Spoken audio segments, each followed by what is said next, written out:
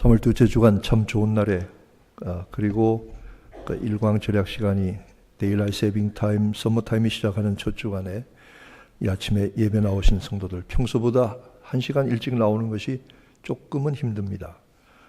그러나 익숙해지면 이 햇빛을 많이 사용할 수 있다는 것이 얼마나 좋은 일이고 지혜로운 생각이라는 생각도 듭니다. 세계 여러 나라 중에서 선진했다는 나라 중에서 이 서머 타임을 시작했다가 성공하지 못하고 끝내는 그만둔 나라가 유일한 한 나라가 대한민국입니다. 대한민국은 88 올림픽 전후에 서머 타임 시작했다가 하도 말이 많아서 그만두었습니다. 아마 뭘 변화하는 것이 참 어려운 것 같아요. 오늘 이 시간에 우리 하나님께서 예배에 참석한 모든 성도들 크게 풍성하게 넘치게 은혜와 평안 주시기를 축원합니다. 옆에 있는 분들과 한번 인사할까요? 좋은 인사하십시다. 주님의 이름으로 사랑합니다.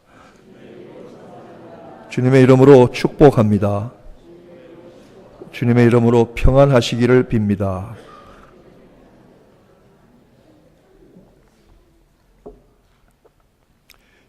예루살렘의 성전이 3번 지어진 역사가 있습니다. 지금은 모리아산 꼭대기에 그 회기도의 모스코가 자리 잡고 있는데 가장 첫 번째는 솔로몬의 제1성전입니다. 두 번째는 바벨론 포로에서 돌아와서 스룹바벨이 세웠던 제2성전입니다. 그리고 세 번째는 예수님 당시에 헤롯 대왕이 46년 동안 세웠던 제3성전입니다. 그런데 이상하게 이스라엘 갔더니 안내자가 제2성전은 말하지 않고 솔로몬의 성전을 제1성전 그리고 헤롯의 성전을 제2성전으로 세컨 템플로 말하는 것을 들었습니다. 이 성전은 참으로 아름답게 지어졌습니다. 엄청난 재정을 투자했고 그 당시에 최고의 건축자재와 기술자들을 동원했습니다. 이 성전이 얼마나 화려하고 아름다웠는지 그 당시에 그 지역의 명물이었습니다.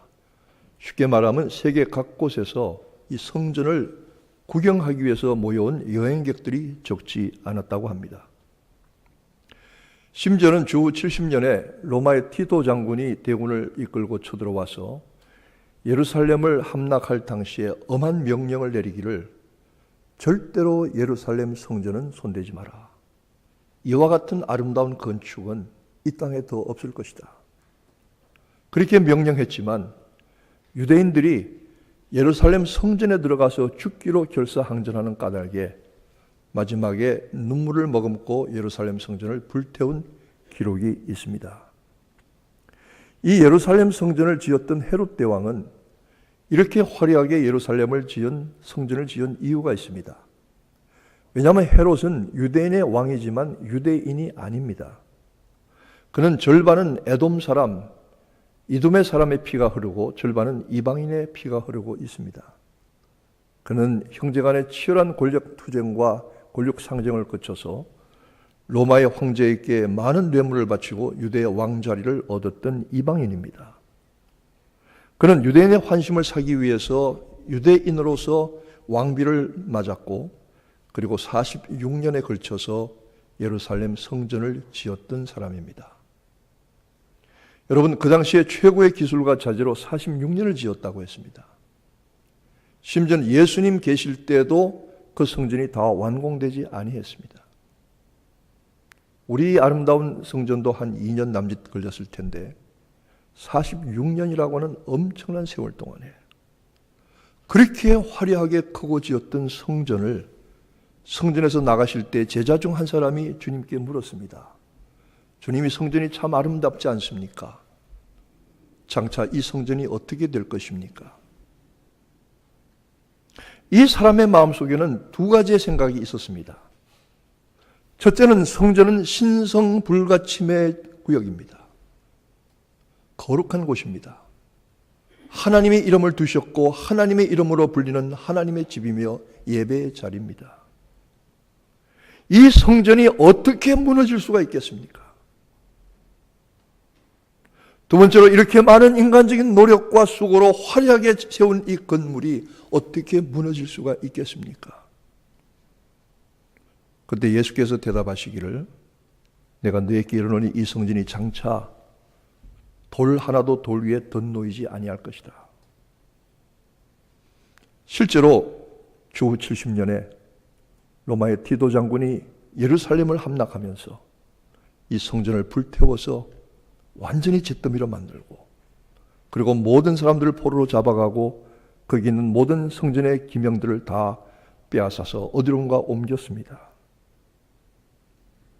이 성전, 이 화려한 신성 불가침의 성전을 하루아침에 불태워서 잿더미가 되게 했는데 두 가지의 의미가 있습니다. 첫째는 이 성전이 사라짐으로써 성전 대신 참 마음의 성전을 사람들이 구하게 되었습니다. 그리고 형식과 제사도 중요하지만 영원히 변하지 아니하는 하나님의 말씀을 그 마음속에 새기고 받아들이는 말씀 중심의 신앙으로 바뀌게 되는 것입니다. 두 번째로 이렇게 화려하고 아름다운 성전이지만은 하루아침에 불타서 잿더미가 되어버리고 이 땅의 영광이 아니라 하늘의 영광, 하늘의 화려함을 구하는 다시 오실 메시아를 간절히 고대하는 메시아 고대의 신앙으로 바뀌어지는 것입니다. 오히려 눈에 보이는 이 성전이 우상이 되고 우리의 신앙의 걸림돌이 되고 온전한 신앙의 장애가 될 수도 있다는 사실인 것입니다. 저는 오늘 이 재림에 관한 주님의 말씀을 읽으면서 서로 두 가지가 충돌하는 사실을 발견했습니다. 첫째는 제자들이 생각하는 종말론과 우리 주님이 생각하시는 종말론입니다. 제자들은 예수께 이렇게 물었습니다. 이스라엘을 회복하심이 이때입니까? 선생님이 예루살렘 가셔서 메시아가 되시고 왕이 되시면 모든 나라들과 전쟁을 치를 것입니다. 로마의 군대와도 전쟁을 치를 것입니다. 모든 반역하는 자들과도 전쟁을 치르게 될 것입니다. 그러면 세상이 바뀌게 되고 선생님이 왕이 되시고 그리고 진정한 혁명이 일어나는 것 아니겠습니까?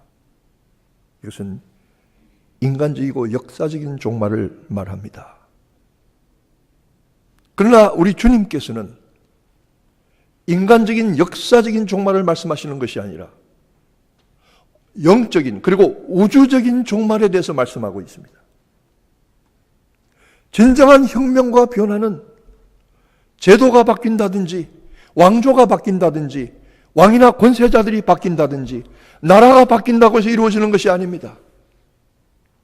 진정한 변화와 혁명은 하나님께서 이룩하시는 것이고 하나님의 손으로 성취하시는 것이 진정한 혁명이고 변화입니다.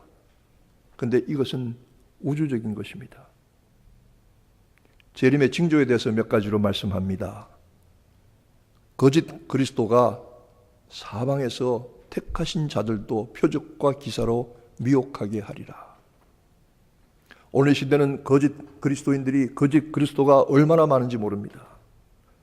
자칭 그리스도, 이곳에 메시아가 있다, 저곳에 메시아가 있다. 사람들이 여기 끌려가고 저기 끌려갑니다. 그러나 한 가지 중요한 메시아의 표징이 있습니다.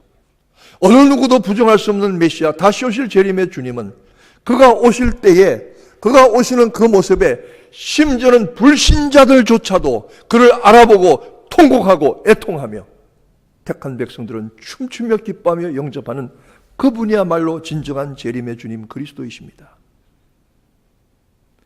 우리 주님은 자신의 죽음과 부활만큼이나 다시 오신다는 재림의 약속을 굳게 하셨습니다. 40일 동안 부활 후에 이 땅에 계시면서 하늘로 오르실 때는 천사들을 통해서 갈릴리 사람들아 어찌하여 하늘을 쳐다보느냐, 그리스도께서 예수는 하늘로 가신 그 모습 그대로 너희가 본 그대로 다시 오시리라. 여러분, 이것이 1세기의 신화라도 해도 좋고 어떤 자유주의 신학자들이 말하는 것처럼 이 구름이라는 것이 무슨 상징이라도 해도 좋습니다. 그러나 분명한 것은 어떻게 오시든지 주님이 가신 모습 그대로 다시 오신다는 사실입니다. 이 믿음이 여러분들에게 확실하게 있게 되시기를 축원합니다. 우리는 마지막으로 이루어질 주님의 약속, 최후의 약속, 재림의 약속, 다시 오실 영광의 그리스도를 간절히 고대합니다. 간절히 고대합니다. 그런데 우리 주님께서 처처의 기근과 지진과 혼란과 나라와 나라 사이에 전쟁이 난리가 있다고 할지라도 이것은 모든 종말의 시작일 뿐이라는 것입니다. 인간의 변화와 인간의 역사는 그 종말의 시작일 뿐입니다. 마지막에 이 종말은 어떻게 완성이 됩니까? 오늘 말씀하신 대로 하늘에 해와 달이 빛을 잃고 별들이 떨어지면서 우주의 권능들이 그동안 지켜오던 수많은 우주의 운행 질서들이 다 무너져 버리고 베드로가 말한 대로 하늘과 땅은 마지막에 불사르기 위하여 간수하여 두셨다. 하늘과 땅이 불타서 녹아지듯이 마치 두루마리가 말리듯이 떠나가게 될 것이다. 우리가 발딛고 살고 바라보는 이 하늘과 우주가 더 이상 존재하지 않는다. 하나님께서 새 하늘과 새 땅을 다시 만드시고 온전한 하나님의 나라가 이루어지게 하신다. 그런데 이 혼란의 때를 어느 누구도 피할 사람이 없다는 것입니다. 어떤 사람들은 성도들이 7년의 환란 닥치기 전에 먼저 휴거된다고 이야기하는 사람도 있지만, 그러나 여기 부분적으로 우리 주님이 하신 말씀을 보면 환란을 피할 길이 없습니다. 그 날을 감하여 주지 아니하면 택한 백성이라도 감당할 수 없는 줄 알기 때문에 그 환란의 때를 줄여주신다고 말씀하고 있습니다. 그러므로 우리는 깨어서 기도하고 시대를 분별할 줄 알아야 할 것입니다. 하나님만 새롭게 하시고 하나님만 새하늘과 새 땅을 만드십니다. 이것은 단순한 이념과 사상의 혁명이나 인간 역사의 변화가 아닙니다. 하나님이 지으셨던 모든 창조의 기본 질서와 틀들을 다 허물어뜨리시고 새 하늘과 새 땅을 이 하늘과 땅에 다시 세우신다는 하나님의 약속이 우리에게 있습니다. 주님은 말씀하십니다. 엄청난 환난과 핍박이 닥쳐서 교회가 어려움을 당할 때에 끝까지 견디는 자는 구원을 얻으리라. 끝까지 견디는 자는 구원을 얻으리라. 아멘. 끝까지 견딘다는 말이 무엇입니까? 믿음입니다. 그러므로 믿음은 다른 말로 끝까지 견디는 인내와 그의 말씀을 향한 전적인 순종이 믿음에 포함되어 있습니다. 인내와 순종이 없는 믿음은 온전한 믿음이라고 할 수가 없는 것이지요. 때를 분별하면서 환난의 때가 닥칠 때에 준비하고 깨어서 그때를 예비하라고 계속해서 말씀하고 있습니다. 몇 해 전에 일본의 동북부 지방에 지진과 해일이 일어나서 수만 명의 일본 사람들이 바닷물에 휩쓸려 지진에 무너져서 목숨을 잃은 참극을 우리는 기억하고 있습니다. 그 가운데 한 가지 어떤 일이 있었느냐 하면 참 가슴 아픈 일인데, 바닷가에 어떤 시골 국민학교 초등학교가 있었어요.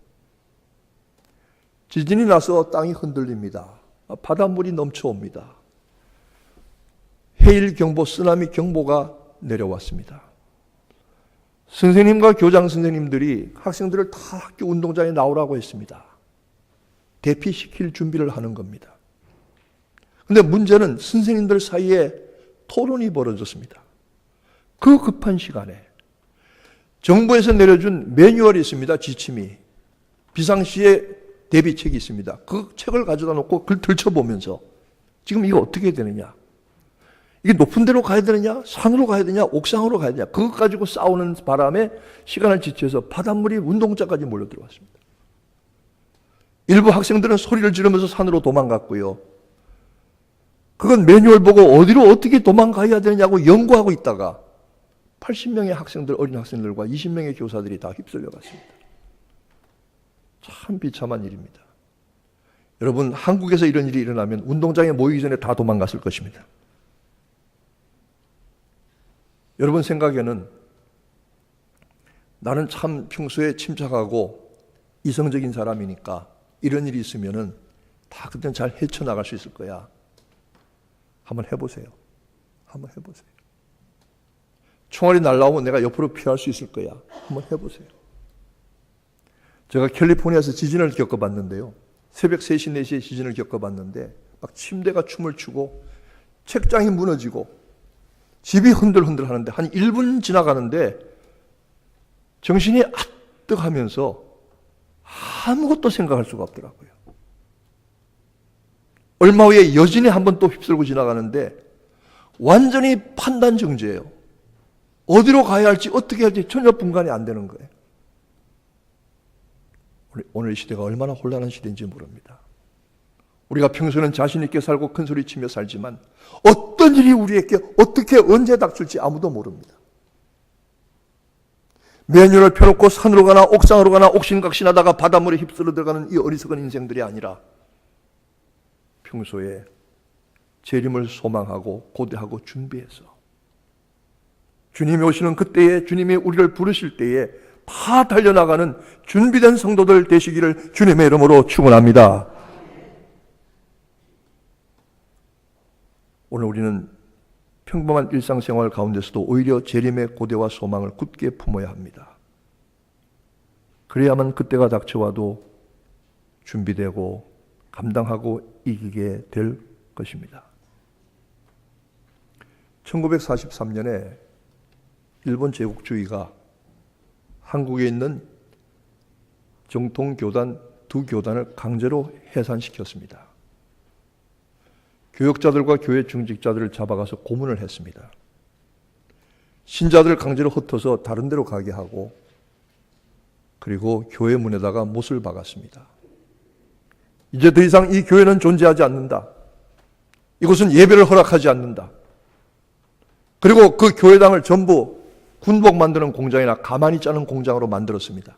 그러고 보니까 교회가 이 의자만 치면 공장하면 딱입니다. 일본 제국주의가 망할 때까지 두 개의 교단은 신자들은 다 흩어져 버리고 목회자들과 교회 지도자들은 감옥에 갇혀서 교회가 사라져 버렸습니다. 그 두 교단이 조선 기독교 침례교회와 조선 기독교 성결교회입니다. 이 두 교단이 왜 강제 해산을 당했는가? 특별히 성결교회는 중생, 성결, 신유, 재림의 사중복음을 강조했습니다.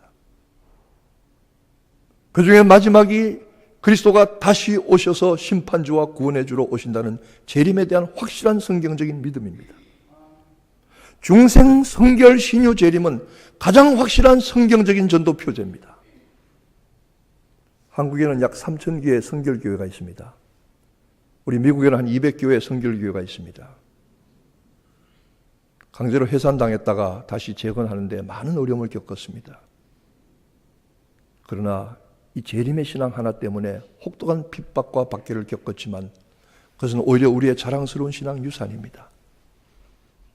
성결교회는 이와 같이 중생, 성결, 신유, 재림의 사중 복음을 체험하고 증거하기를 원하는 사도적인 전도자들과 목회자들이 피땀 흘려 세운 교회가 바로 성결교회입니다. 여기에 성도들이 참여했습니다. 우리는 어느 누구라도 이 교회에 들어오시는 걸 환영하고 그리스도의 복음을 나누어 받기를 원합니다.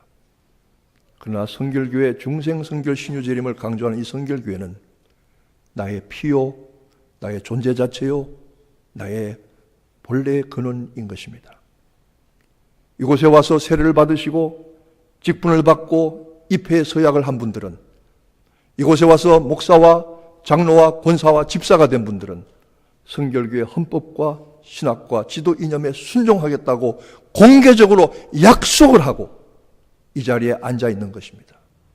이것을 부정하는 것은 나의 뿌리를 부정하는 것이요, 내 집안을 부정하는 것이요, 내 피의 근본을 부정하는 것입니다.